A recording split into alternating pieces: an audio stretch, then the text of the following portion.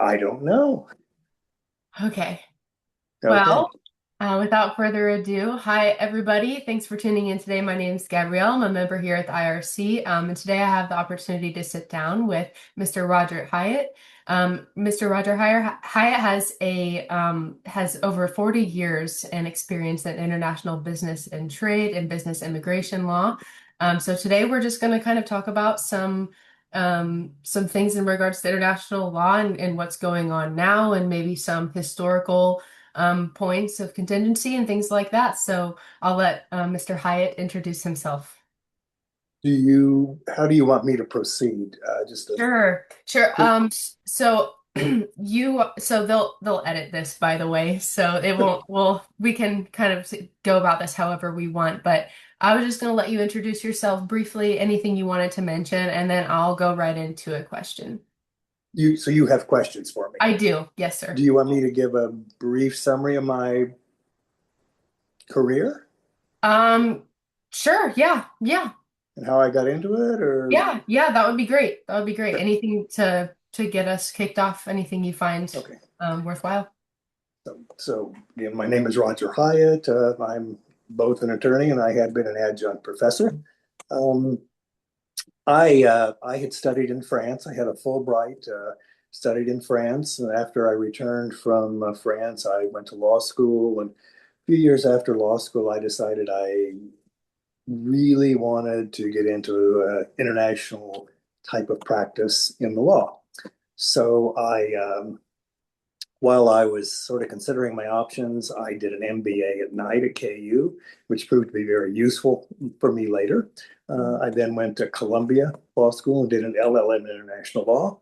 And from there, which would be the mid 80s, is when I started working as a private attorney in international business, et cetera. So mid 80s, I went to Miami. I worked in a firm where I did a lot of international banking regulatory work.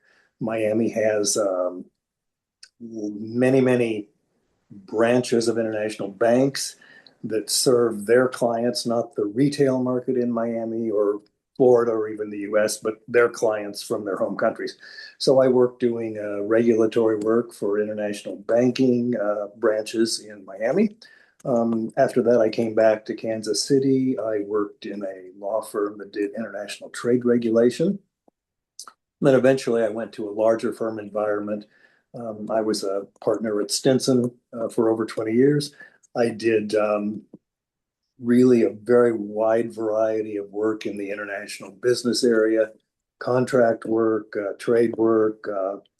Occasionally I do some international tax. Occasionally I do some international litigation support, Mhm. which really involved a lot of coordination with foreign counsel. Mhm. Sometimes I did research of foreign law. And then I did a lot of business immigration work, which was related to the international business people. And then during that time, I also taught for about 25 years as an adjunct professor, primarily at UMKC, um, where I taught for about 15 years I'm sorry, 7 years in the law school as I taught international law. And then I taught 15, 16 years, something like that, in the business school, where I taught a variety of courses in international business. And then I taught adjunct in a couple of other places along the way, too. So that's been my career. In 2015, I retired from Stinson. I still do work part time for a few clients. So I'm sort of a semi retired attorney now. Sure. Yeah. Not sort of. I am a semi retired attorney now. So Well, I that's get my that. career in a nutshell. Great. Well, thank you so much for sharing with me. You have, as you've mentioned, a lot of experience in the private and public kind of I, sector with education and law as well. And I do. those pair very nicely as you prepare the next generations for all these challenging things. You've also mentioned that you've been working in this field since the 1980s. Yes. I'm curious if there's anything right now that stands out to you as have been what has been the biggest transformation in the sector of international law and business since you started, or kind of just like something that you could, in overarching, in umbrella, kind of this is Yeah. something that I've noticed that's changed a lot. Well, I'll give you the big picture. Yeah, When I please got do. into the area, mid 80s and then 90s, et cetera, the world was really, really changing very quickly, internationally speaking. Of course, the many economies were switching to a more market-oriented economy, switching away from a kind of state dirigiste kind of economies to more market-oriented economies. Many countries were shifting to more democratic forms of government. Of course, the most notable event in that area was the collapse of the Soviet Union and various countries adopting that had been under the communist regime, adopting a much more open type of government, much more open economy, et cetera. So in those early years, I was really bullish on international law. And international law really was part of that transformation. There were many trade agreements negotiated in the 80s, 90s, the Mhm. early 2000s that really, really changed the lay of the land for international business, opened up a lot of opportunities that really weren't there before.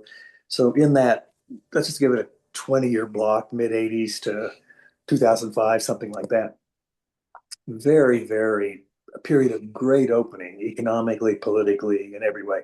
So I was very bullish on this, and I felt very fortunate to be able to work in the area and felt like I was really in a small way, contributing Sure. to that growth. And then you get into the 2005, let's say, to now, the next 20-year block, and I feel like we've just taken a almost a U-turn, and I don't Mhm. understand it. More some countries have gone to a more authoritarian form of government. Uh, International trade agreements, at least uh, certainly on our side of things, are routinely disregarded, or yes, disregarded would be a good word. Trade barriers thrown up at a moment's notice. So things have really, really changed in the last, well, I'll say 20 years, from the first 20 years Mhm. of my career in this area. And hopefully there's some good in it, but a lot of it hasn't been great, in my opinion. So, Sure. Yeah. I noticed kind of you touch on there's just a lot of crossover with geopolitics, and a lot of your personal work has been a crossover of law, education, geopolitics, and that intersection. And so I'm well, wondering if there, politics affects business, it affects law, it affects yeah, everything. yeah, It, absolutely. it just, they do, they don't exist in vacuums.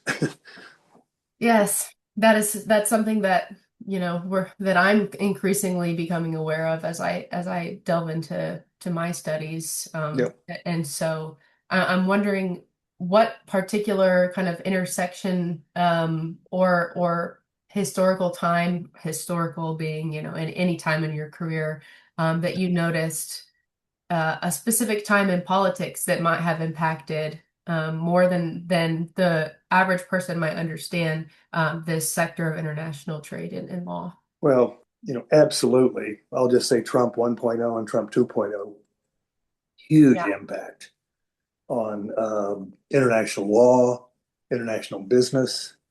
Um, it's very tough for international business people to um, really, well, let me back up. For business people, it's really important to have a background of predictable outcomes. For Mm, business people, if you're going to make an investment decision, you're going to make a decision even on a long-term contract, you need to be comfortable that the legal framework's going to be there to protect you, that the political system that you may be dealing with is going to be stable. You mhm. need a lot of assurance that things are going to have predictability surrounding what you want to do. And that really, the level of predictability has really, in my opinion, diminished from what it was 10 years ago. Sure. Let's say, yeah, 10 years ago would be a good benchmark. It's anything can happen now. I feel like it's almost the Wild West in international trade. you could be making an import deal today and be planning on a price XXX to customer, Sure. delivered at customer store, and now all of a sudden you find it's 2XXX because Yeah, of right. the intervening factors that really weren't there when you made the contract. So it's a very difficult time, I think.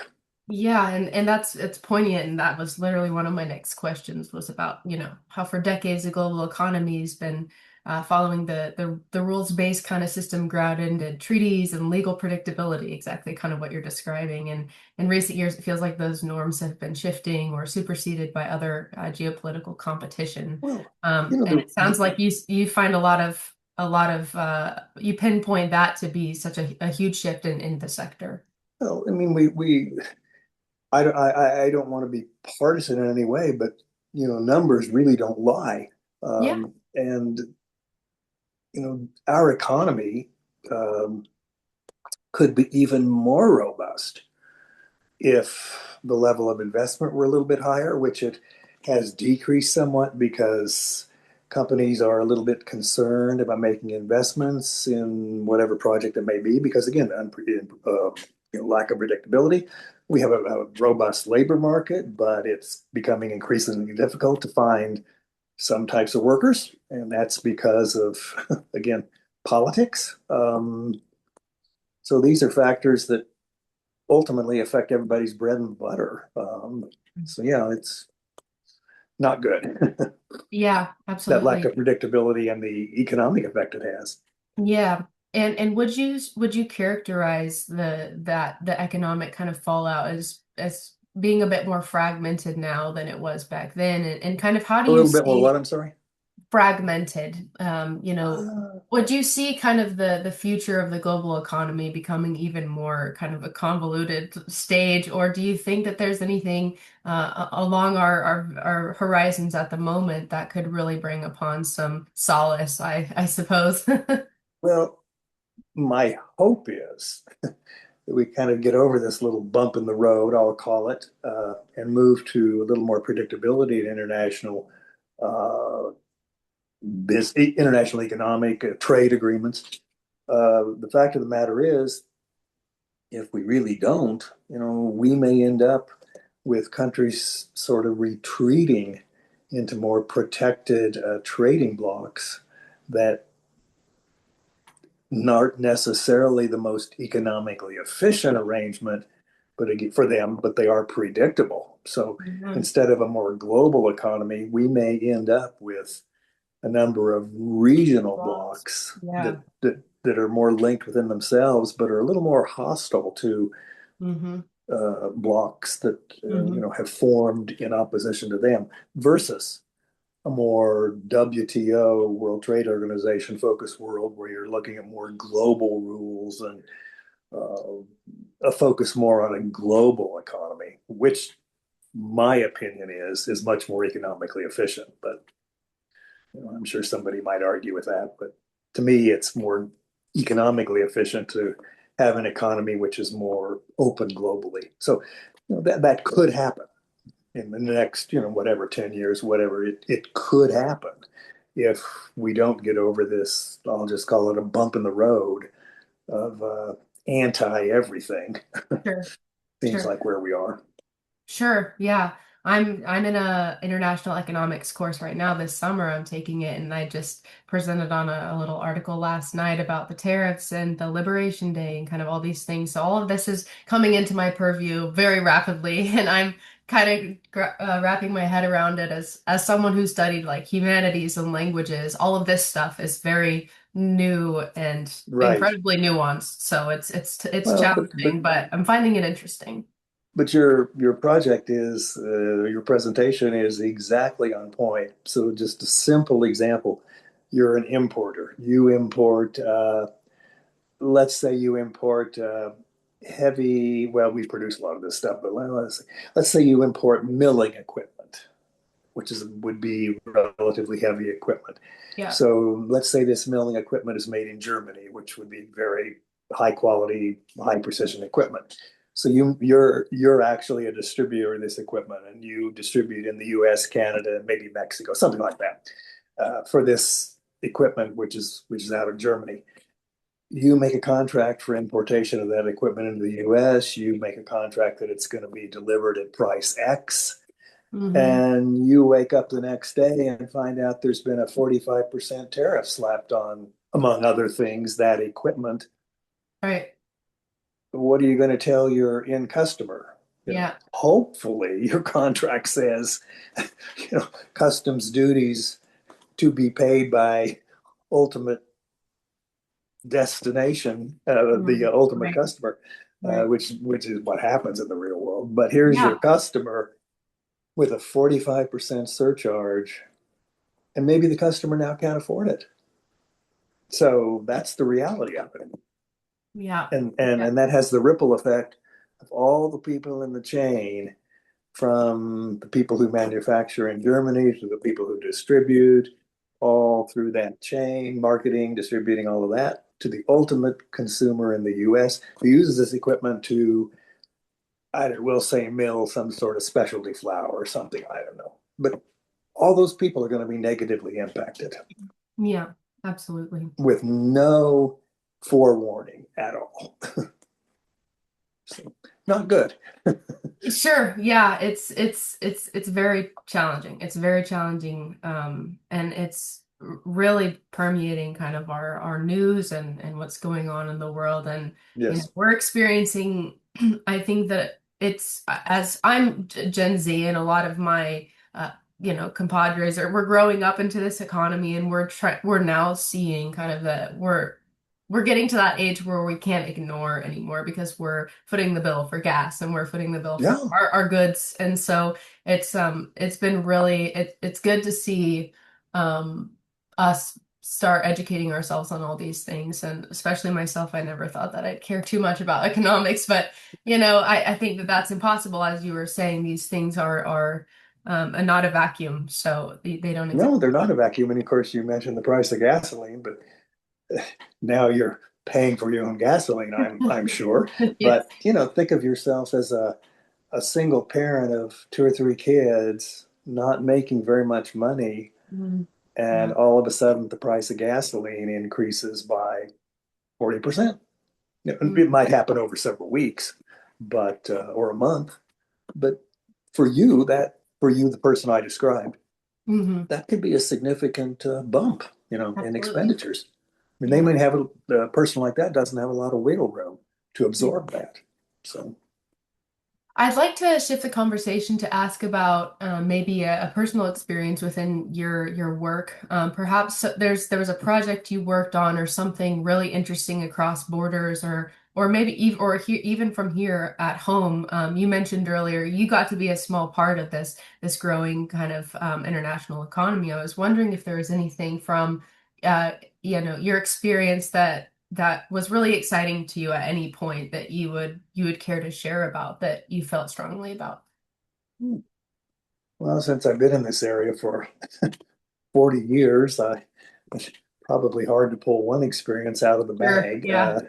There are quite a few.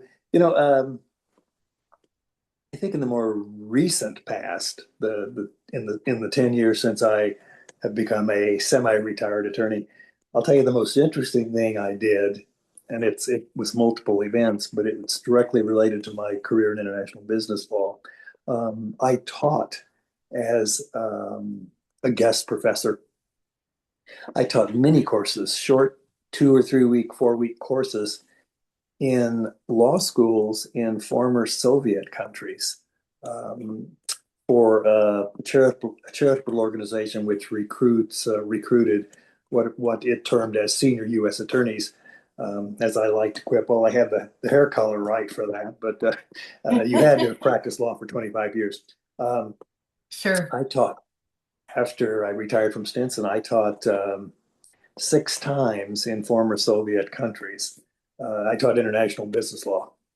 And it's funny when I look back on it because things I taught even then Mm. are not 100% true now. But in Yeah. any event, my background in international business law took me to these 6 gigs in former Soviet countries. I taught twice. Well, I taught once in Romania, once in Hungary, twice in the country of Georgia and twice in Russia. So it's very interesting to go there as an academic, teaching things that were somewhat new for the people there, and they were very enthusiastic about that sort of thing because they really wanted, uh, to engage with the outer world. I will Yeah. say I'm not looking back on it. I'm not sure if the Russians were as interested in it as the Sure. others, but As the post, Red Curtain, well, era. Putin was in power then, so it was, their orientation was probably not as outward focused Sure. Yeah. Yeah. as the other countries. Yeah. And that segues nicely. I'm curious if you ever had an experience, which perhaps maybe you did here, that was, with another culture that really changed or shifted or impacted how you think about international law and business. I mean, that would be a yes and that would be a no. Through all the years of working in this area, I can tell you that culture does matter. I mean, it does impact how people maybe approach a situation. On the other hand, and I can say this from dealing with people from all over the world, we're really all human beings at the end of Yeah. the day. And if you make a cultural sort of misstep, if you're a person of goodwill and are really trying to do your best, the other people get that. It's not a nuclear event if you make an etiquette or cultural misstep with another culture that you may not be terribly familiar with. Um, as long as you're really trying to do your best. And people really do pick that up no matter what the culture, no matter what the language. And even if there really isn't a very high level of language communication, you really can pick up the vibe both ways of the other people and what they're actually like as human beings. You really can pick up, just as you do in your own culture, you just pick it up more quickly in your own Mhm. culture because you know all the signals in your own Yeah. culture. But you can pick up pretty well, even without a high level of language communication, what these people probably are like Sure. Yeah, behind the culture, absolutely. Great. Well, what that's they're that's like a as human fascinating beings. experience. That's fascinating It's, experience. but I feel it's true. I do feel it's true. Absolutely. One of my courses this semester was a cultural, for lack of a better, it was cultural communications, but it was like a cultural diplomacy class and Right. kind of the soft powers and the interactions between different cultures and, kind of the different orientations that each culture possesses and things like that. And it will be useful, absolutely, if I'm lucky enough to be able to have some international experiences, which is the Yeah, goal. yeah. Well, Um, and you have to, that kind of knowledge is very useful. It's useful in international business because there is a social component to it too. mhm. There'll always be a little bit of socializing, and you have to be attuned to what may come socially, so to speak, Yeah, that yep, that would be different from your own culture. absolutely. Whether it's less physical difference. I mean, Americans like a fair amount of physical distance. We Yeah. like a Hmm. fair amount Yep. between us. Yep. And most cultures prefer closer. So Yeah. you have to say, okay, this here it Adapt. comes. Yeah. Adapt a little bit. Yeah. Conversely, there are a few cultures that are more rigid than we are, not too many, but a few. Yeah. And you have to, again, prepare your mindset. Okay, I can't be the total American relaxed guy. I've got to be maybe a little more formal than I would be than Yeah. among Americans. So those things do matter. Oh, absolutely. And I find it the most fascinating to think about the cultural kind of the cultural nuances and idiosyncrasies that kind of guide, therefore, the politics, the international business and legalities and kind of all the things that dictate the Mhm. very tightly Yeah. interwovenness of it all. And I think that was my most interesting kind of takeaway from that class is how culture really shapes how each nation or peoples go about all of these really complicated things. So. Right. Yeah, yeah, Well, absolutely. I was watching just a little bit of the footage of President Trump when he was in China with President Xi, and I, you have to you have to look at that through the lens. And I don't claim to be an expert on Chinese culture by any means, but Chinese are very subtle, Yeah. culturally Oh, yeah. speaking, very subtle, and don't like, of course, direct confrontation at all. But they can deliver a message in a very subtle way. I really wondered uh, if everything was getting through, so to speak, because you have to be attuned to what they're trying to tell you in a Yeah. subtle way, not in Yes. a in your face kind of way. Requires emotional maturity and complexity for sure. Yeah, Uh, and I really did wonder, is there a message getting through? Hopefully, there's some diplomats there, maybe that were able to help with that. But Well, I've got I really did laugh. Oh gosh, no, I can't now. I can't remember the name of the private garden in the Forbidden City where President Xi took President Trump. But Trump immediately wanted to know who. Hardly anybody gets to go there. Only not just any visiting head of state, but only a very much preferred head of state that China really values. And first thing President Trump wanted to know was, what does anybody else get to come here? And of course, President Xi immediately told him, well, yes, a few people do. And I think he said, well, Putin's been here. And I thought, are you getting the message there? right, But right, that would be a very right. subtle Yep. way to tell him, you know what, you're not the only you're not the only game in town here. Yeah. We Yeah. talk to other people. Yep. Yep. But I picked that up immediately. I mean, I really laughed about it. Yeah, absolutely. Absolutely. Well, I think I do have one more question for you, which is kind of our final call to curiosity, which is, um, if students and adults alike, anyone who's either highly educated in the realm or not, what questions or more deep inquiries or critical thinking does one need to ask themselves or really consider when they're thinking about, you know, trade and commerce and politics and kind of the intersection of all of these things? And what's, maybe one nuance that you would encourage people to consider?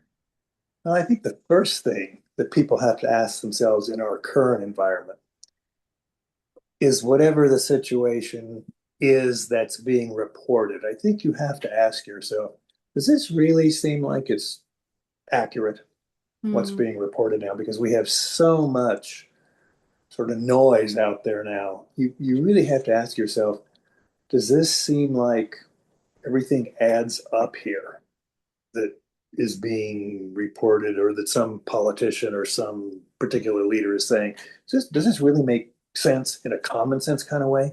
Or is this just sort of a, seem to me like Reverberation. a Yeah. puffed up sort of claim, or sort of a thing that really doesn't ring true? So I think number one, people need to ask themselves that much more than 20 years ago, let's say. Hmm. And I hate to say that that's where we are, but I feel that is where we are. You really have to be a lot more critical when something is reported, in terms of, does this seem logical? Does this seem like uh, uh, does this add up just common sense wise? I mean, it's an example that doesn't concern us as Americans, but the war in Ukraine, Russia versus Ukraine, and of course, President Putin's part of his storyline is that Ukraine is part of Russia, and da da da da da. Well, historically, Ukraine actually was part of, or in a Commonwealth relationship with Poland for longer, and Lithuania, longer than it was part of Russia, number one. But number two, and more directly to the point, well, the Ukrainians don't seem to think so. So when, if the Ukrainians thought they were really Russians, they'd have just, on the first day of this whole, we'll call it a war, whatever you want to call it, Right. on the first day, they'd have just surrendered. They said, "Oh, okay, we really are Russians. Glad you're here. It's great." So when you hear that, if you just extracted the fact that there is a war in Ukraine, and Russia was reporting Ukraine is part of Russia, really Ukrainians or Russians, you'd have to ask yourself critically, well, does that does that sound logical? Because they seem to be spending an awful lot of time on putting effort into their Ukrainian language, Ukrainian culture. They seem to be putting a lot of time into trying to build relationships with the European Union, with other countries. I mean, do the Ukrainians really think that? So that's just a one discrete example Sure. Yeah. of the need to really be critical now. Hate to be that way now, but We have to vet. seems to be how it is now. Yeah, I definitely agree with that. Growing up in a landscape where there's just so much information being thrown at us, it's really hard for young people to Yeah, differentiate, especially when they're maybe not as attuned to the historical kind of, this is the reality and this is where we are, and it's just it's really hard. Everybody wants to be seen and heard, and the right. landscape allows for that, and it's not great. Yeah, no, I So, sympathize with what you're saying because I have many years on the planet, mhm. and I can draw on that experience of many years. A young person really doesn't. Yeah. Yeah. So, yeah, I sympathize with, and I understand your point that as a younger person, it's a little harder to sift that out. Whereas for me, Mhm. I kind of many years of dealing with people, many years of all sorts of Yes. things, so where I Yes. can say, this doesn't seem right. Yes. Yeah. Yep. Doesn't sound right. My generation has a little bit less capability of the human moment Yeah, right. per se. Absolutely. So, Absolutely.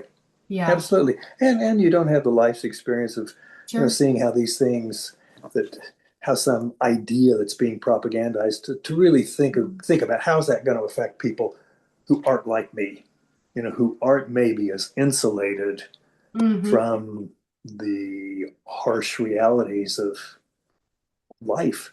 Yeah. How's this going to affect them? And this, you're putting this, you're floating this great idea. Well, think about how it's going to affect somebody who has far less economic ability to withstand the buffeting than I do. And a younger person, I think, isn't quite there yet, because they haven't been out in life that much, Right. that long. Right. Right. Absolutely. Well, I'm going to stop the recording so that Dan